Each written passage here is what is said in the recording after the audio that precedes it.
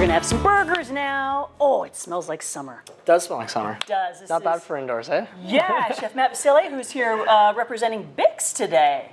What is a burger without a pickle? Well, you know what? That's the thing, right? So Bix and I worked on these summer recipes, and it wasn't just about highlighting the burger this summer, but they were like, how can we actually highlight what we can do to a burger? So we sat back and we looked at all their toppings and came up with really fun, innovative recipes that anyone can do, whether you're on a barbecue or inside. Sure. You know, I mean, a lot of condos don't have barbecue access, but what this shows is, you know, you're not limited to that. You can do it indoors as well. And you just need one of these cool things. What's this? One of these, this is a griddle pan. It goes right on your element. Or if you have a, I know when I lived in a condo for a bit, I had a great cast iron skillet. And skillets are great because what you really need with any burger is a sear. You know, you start off with searing the meat, whether it's a burger, a steak, a piece of fish, some chicken. It locks in the flavor, the juices, and you can still control your heat pretty well. So it's all about control and the cast iron, it holds the heat so well, right? It does. It's almost a non-stick surface too, in a way. It's non-stick, but what it actually does is it retains a lot of the flavors from that meat as well. So, I mean, it's a great barbecue alternative. It's not a barbecue replacement. It adds a bit of a different element. Okay, so we have two recipes that we're going to go through today. One is called the Aussie burger, and the other is the sweet and salty crunch burger. Not bad, right? All right, the Aussies know a little something about barbecuing. They do, right? They always put shrimps on barbecues, but now we're going to put some burgers on barbecues. Okay. So we're going to toast the buns a little bit first, just to get kind of the bread a little warm. I tend to always say if you're going to put a hot piece of meat and you know, whatever other condiments on there, it makes sense to have a burger that's not necessarily toasted hard, but at least warmed up a little bit. That makes total sense. And I like to butter my buns Do you? too. So then you got the melted butter in there. Butter goes a long way. So we're gonna season the top and bottom of the bun with a chipotle aioli. Aioli. Did you just whip this up yourself? Yeah, right here. You know, I've just been chilling back here. Well, had a lot of time, so I just came and made some aiolis this morning. Aioli is a fancy word for mayo.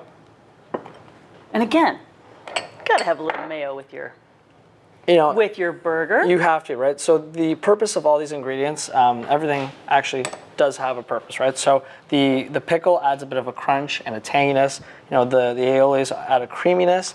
Obviously, the burger is your meat factor.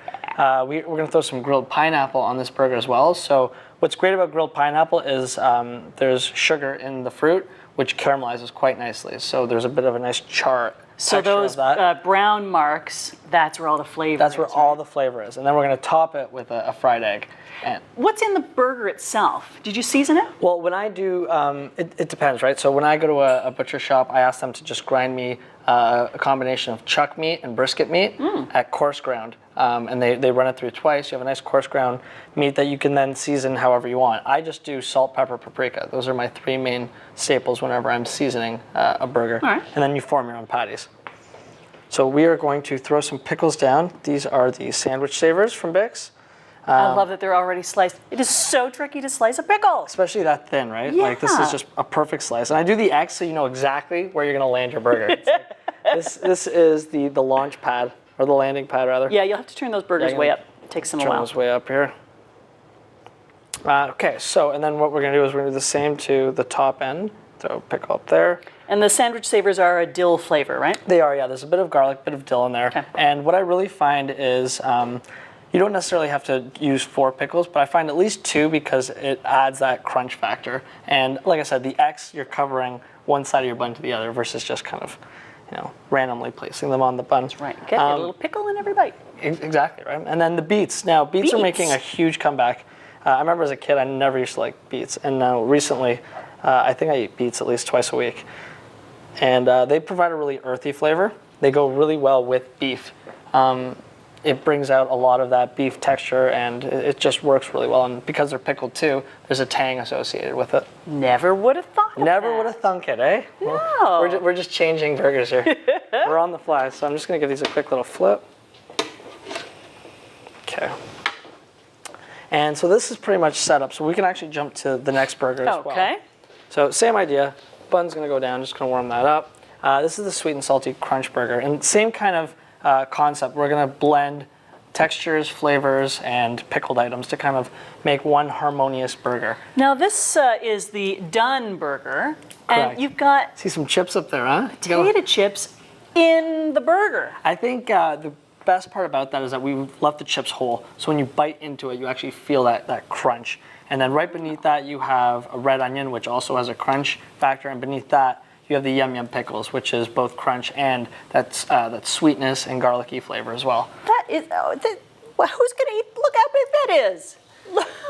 You gotta stretch before you eat burgers, didn't you know? That's not gonna happen. It's an exercise. So we're gonna just place a little the Bix relish down first. I really like their relish. I do too. Lots of varieties too. They do a corn relish, which is my favorite actually. You know, you're right, and it reminds love me that of my corn relish. mom's homemade relish.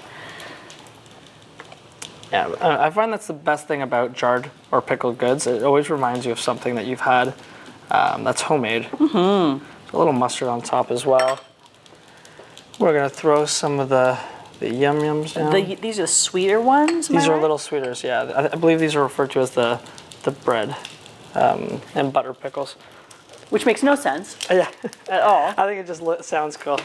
That's yummy. So then we're going to obviously throw a little bit of Havarti cheese on one of these patties. Yum. See, you're saying yum already. It goes with the pickle, right?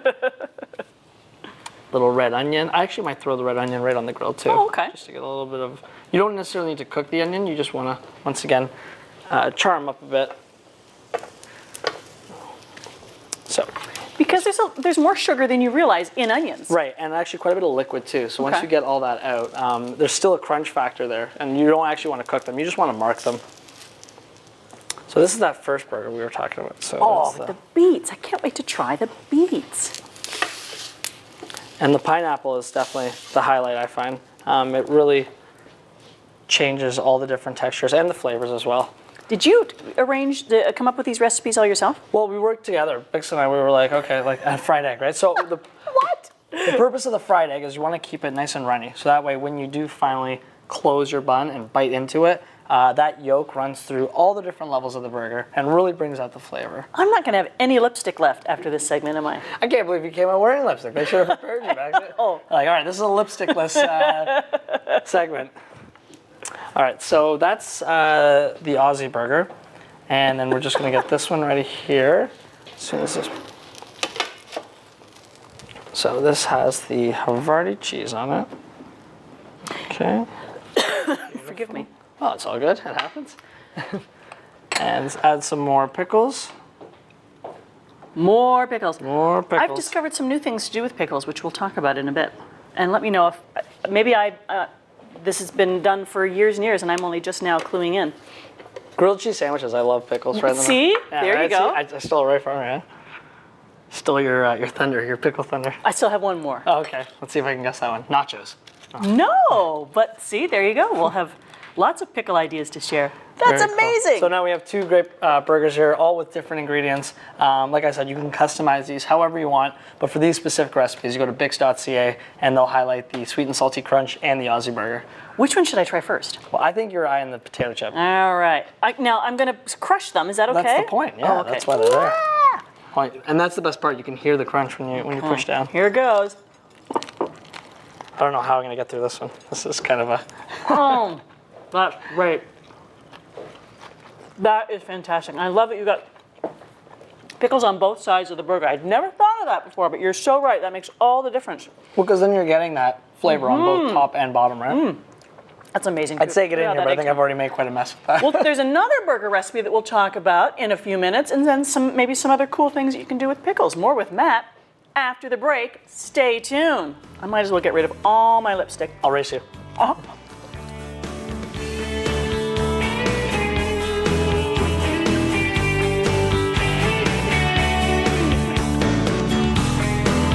All right, we're back with chef from Bix, Matt Basile. So that is the what burger now? That's the smoke and fire burger. Smoke and fire. So there's quite a bit going on there. You know, they have. You were actually hinting at it earlier about the different flavors of relish that Bix had, and they have that the beautiful spicy relish, and it's got a red color to it, which I think is great because everyone associates green with relishes, and everything else is like, what is that? So we were talking about the corn relish earlier. They have the spicy relish, and then what we've added to it is some different smoked elements. So there's a smoked bacon and a smoked cheese, and I think when you add anything, when you put anything into a smoker, you're basically treating it like a sponge. And then when it comes out of a smoker, it it absorbs all of that hickory and smoke flavor, and that then transcends into the burger itself. So it gives it such a nuanced layer in there. It's not overpowering at all. But no, it shouldn't be notice overpowering. It should be subtle and definitely present, but complement everything else. So in this case, we're complementing it with some Bix hot peppers as well as the spicy relish.